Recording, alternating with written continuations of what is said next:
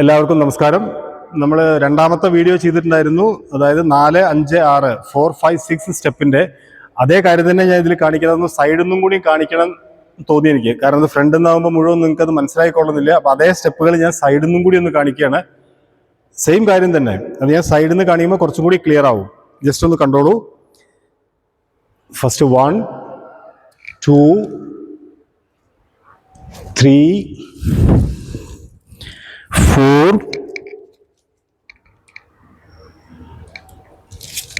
5, 6.